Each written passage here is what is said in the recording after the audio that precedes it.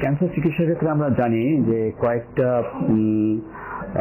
চিকিৎসার সমষ্টিগত নিয়েই ক্যান্সার চিকিৎসা করা হয়। আমরা সাধারণত বলি অনেকটা ক্যান্সার চিকিৎসা করতে গিয়ে মাল্টিডিসিপ্লিনারি টিউমার বোর্ড করে আগানো উচিত। সেই টিউমার বোর্ডের সিদ্ধান্ত হবে যে আগে কোনো সার্জারি হবে কিনা, কেমোথেরাপি হবে কিনা, রেডিয়েশন হবে কিনা বা অন্য ইমিউনোথেরাপি হবে কিনা। সাধারণত একটা পেশেন্ট দেখার পর সেই পেশেন্টকে কোন স্তরে ধরা পড়লো বা কোন স্টেজে ধরা পড়লো তার উপর ডিপেন্ড করে তার চিকিৎসা ব্যবস্থা।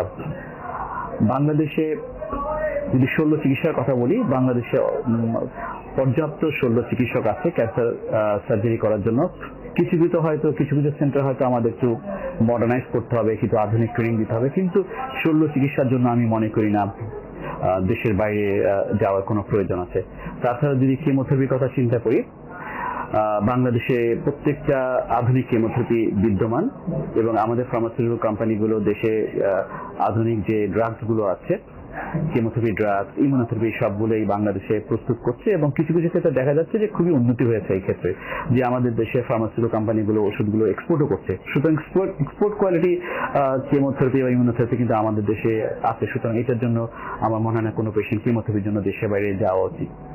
তারপর যদি কোনো পেশেন্টকে আমরা জানি যে ক্যান্সার চিকিৎসা একটা স্তরে সার্জারি, কেমোথেরাপি দেওয়ার পর বা রেডিয়েশন লাগে, আমরা যেরকম জানি যে মুখগহ্বর ক্যান্সার বা শ্বাসনালীর ক্যান্সার, অনেক ক্ষেত্রে আমাদের বিভিন্ন ক্যান্সারে প্রায় 60% পেশেন্টকে একটা সময় রেডিয়েশনের চিকিৎসা দিতে হয়। সেই ক্ষেত্রে আমরা দেখি আমাদের দেশে কিন্তু আধুনিক রেডিয়েশন চিকিৎসা ব্যবস্থা আমাদের দেশে আছে এবং সেই চিকিৎসা ব্যবস্থার জন্য হয়তো আমাদের কিছু স্পেশালাইজড সেন্টারে যেতে হয়। ক্যান্সার চিকিৎসার ক্ষেত্রে রেডিয়েশন থেরাপি একটা গুরুত্বপূর্ণ, যেটা আমরা বিকিরণ থেরাপি বলি, এবং প্রায় দেখা যাচ্ছে একটা ক্যান্সার পেশেন্টের একটা সময় রেডিয়েশন লাগে। এবং আমরা জানি যে একটা ক্যান্সার সেন্টারে যেসব পেশেন্ট আছে তার 60% পেশেন্টের রেডিয়েশন থেরাপি দিতে হয়। সুতরাং বাংলাদেশে এটা কি অবস্থান, বাংলাদেশে কি কেমন ফ্যাসিলিটি আছে?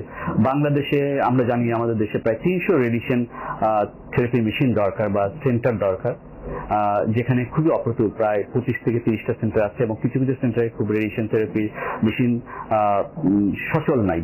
সুতরাং এই ক্ষেত্রে আমাদের কিন্তু রেডিয়েশন থেরাপি মেশিন বা সেন্টার তৈরি করা উচিত। এবং দেখা যাচ্ছে আমাদের যতগুলো ক্যান্সার পেশেন্ট তার মাত্র 13% পেশেন্ট রেডিয়েশন পাচ্ছে আর অন্যগুলো পাচ্ছে না। সুতরাং আমাদের এখন উচিত কি বোথ প্রাইভেট এবং যেটা আমাদের গভর্নমেন্ট সেক্টর, সবগুলো সেক্টরে রেডিয়েশন থেরাপি মেশিন সংযোগ করা উচিত বা সেরকম প্রজেক্ট নেওয়া উচিত আমাদের। একলা সরকারের পক্ষে সম্ভব না এতগুলো ক্যান্সার সেন্টার বা এতগুলো রেডিয়েশন থেরাপি সেন্টার সম্মিলিত ক্যান্সার সেন্টার তৈরি করা উচিত। তা আমরা প্রত্যেকটা হাসপাতাল যদি আমি মনে করি যে তাদের একটা ক্যান্সার সেন্টার করে এবং সেখানে রেডিওথেরাপি ফ্যাসিলিটি থাকে, তাহলে কিন্তু আমরা এই জায়গায় কিছুটা উন্নতি করতে পারবো। কারণ আমরা যদি দেখি আমাদের দেশে 5 বছরেও কিন্তু একটা নতুন করে ক্যান্সার সেন্টার যেখানে একটা রেডিওথেরাপি মেশিন আছে সেরকম কোনো সেন্টার হচ্ছে না, তাহলে আমরা অনেকটা পিছিয়ে আছি। তাহলে আমরা দেখতে পাচ্ছি যে 50 বছর আমরা আগাতে পারবো না। সুতরাং আমাদের বোথ প্রাইভেট এবং গভর্নমেন্ট সেক্টরে আমাদের এই ব্যাপারে উদ্যোগ নেওয়া উচিত এবং প্রত্যেকটা হাসপাতাল যদি মনে করে যে আমার একটা রেডিওথেরাপি সেন্টার থাকবে, একটা ক্যান্সার সেন্টার থাকবে, তাহলে কিন্তু আমরা এই সমস্যাটা বা এই যে অপ্রতুলতা আমরা দূর করতে পারবো। যেমন আমরা বাংলাদেশ স্পেশাল হাসপাতাল নতুন আমরা ক্যান্সার সেন্টার নিয়ে আসতেছি, এটা হয়তো 2027 সালে আমাদের এটা উদ্বোধন হবে। সেখানে আমরা একটা প্রায় 1 মিলিয়ন পপুলেশনের জন্য যেই ধরনের ফ্যাসিলিটি থাকা যাবে সেটা আমরা প্রোভাইড করতে পারবো। মানে আমরা 10 লক্ষ লোকের যে ক্যান্সারগুলো হবে সেই পেশেন্টগুলো আমরা রেডিওথেরাপি দিতে পারবো। শুধু এইভাবে আগানো উচিত আমি মনে করি। আমরা বর্তমানে রেডিওথেরাপিতে আমরা পিছিয়ে আছি। তাছাড়া কিন্তু অন্যান্য ক্ষেত্রে ক্যান্সারের অনেকটা উন্নতি হয়েছে, তবে আরো উন্নতি সামনে লাগবে। আমরা বিশ্ব ক্যান্সার দিবস পালন করি। এই বিশ্ব ক্যান্সার দিবস পালন করার উদ্দেশ্য হচ্ছে কি, আমরা মানুষকে সচেতন করব এই জন্য ক্যান্সার সম্বন্ধে। কারণ আমরা জানি 1/3 ক্যান্সার আমরা প্রিভেন্ট করতে পারবো, এন্ড 1/3 ক্যান্সার আমরা আমাদের আর্লি যদি ডিটেক্ট করতে পারি, প্রাথমিক অবস্থায় ধরতে পারি, তাহলে কিন্তু আমরা কিউর করতে পারবো। আর 2/3 আমরা প্যালিয়েটিভ কেয়ার, যেটা হয়তো ওষুধ দিয়ে আমরা অনেকদিন তাকে চিকিৎসা দিয়ে রাখতে পারবো।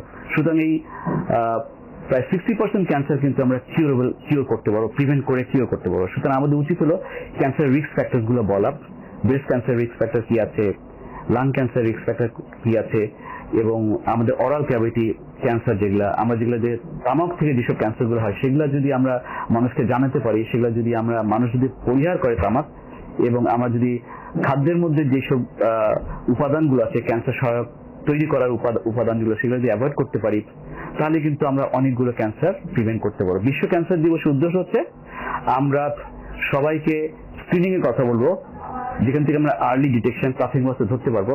আমরা ক্যান্সার যদি না হয় সেই কথাগুলো যদি বলতে পারি তাহলে কিন্তু ক্যান্সার হবে না। শুধু এইসব কথাগুলো বিশ্ব ক্যান্সার দিবসে বলবো।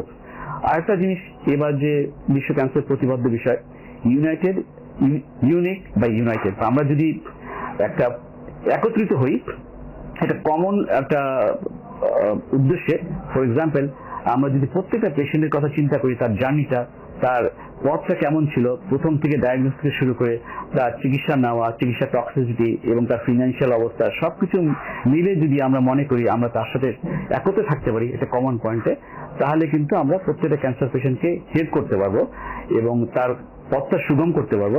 আরেকটা জিনিস হচ্ছে, কোনো ক্যান্সার পেশেন্টকে এরকম চিন্তা করলে হবে না যে সে গ্লোবের কোন জায়গায় আছে, পৃথিবীর কোন অবস্থানে আছে, সে কি ইউরোপিয়ান আমেরিকা আছে বা বাংলাদেশে আছে, তাদের সকল চিকিৎসা নিয়ে একই রকম পায়। যে পেশেন্টটা ইউরোপে যেমন চিকিৎসা পাবে বাংলাদেশে যেমন সেই একই চিকিৎসা পেতে পারে, সেটা সমতা আনতে হবে। বিশ্ব ক্যান্সার দিবসের প্রতিপাদ্য হচ্ছে ইউনাইটেড বা ইউনিক, আমরা সবাই ইউনিক একটা থাকবো, যে সবার ক্ষেত্রেই এক।